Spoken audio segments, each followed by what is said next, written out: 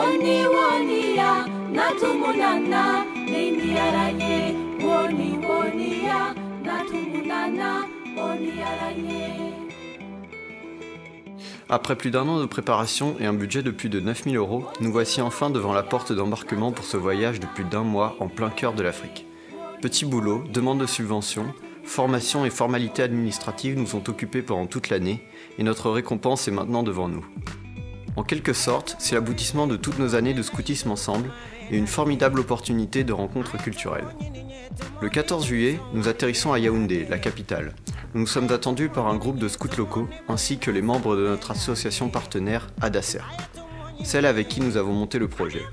Une association qui s'est déjà occupée de nombreux projets humanitaires au Cameroun, comme des rénovations d'écoles, aménagement de puits et aide aux jeunes à la création d'entreprises. Nous restons une journée pour la visite de la capitale et pour faire connaissance avec les jeunes qui nous accompagneront pendant 1 mois.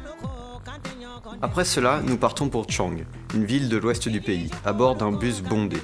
Notre véritable destination est ce village, Balvang, où nous aurons 3 semaines pour la construction du centre de santé.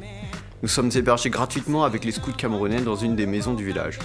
Heureusement, nous disposons d'électricité dérivant d'une maison voisine.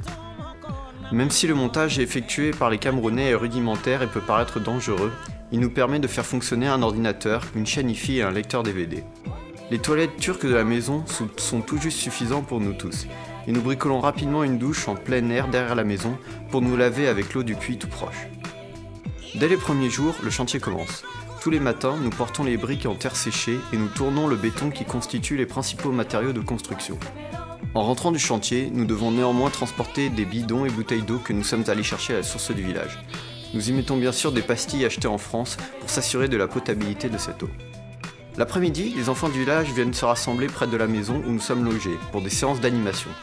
Au programme, jeux collectifs, ateliers jonglage, jeux de cartes et éventuellement projection de Kung Fu Panda en cas de pluie, même au milieu de la jungle. Néanmoins, c'est probablement le soir que notre rencontre culturelle avec les jeunes Camerounais est la plus forte. Autour des repas et des veillées, nous discernons chaque jour un peu mieux les facettes de ce pays. La gastronomie, les anciennes croyances, les difficultés de la vie au Cameroun, la musique, la danse et les jeux. La cuisine camerounaise nous offre aussi une approche de la vie ici.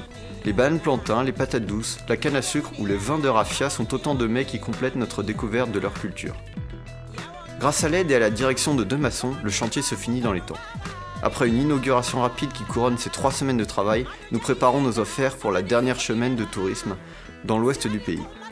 D'abord Tchang et les impressionnantes chutes de Mami Water, ou les plantations de thé qui s'étalent sur des kilomètres. Puis ensuite Bafoussam et Fumban, et les somptueux palais des anciens rois qui perpétuent la tradition en tant que chef de village.